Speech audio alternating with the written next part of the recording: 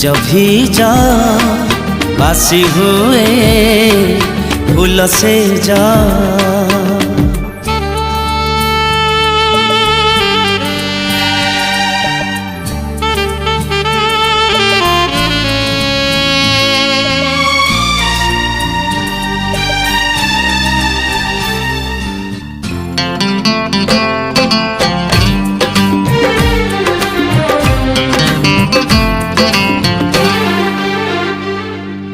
ओठरे तुम नहीं नहीं आखिरे अच्छी हाँ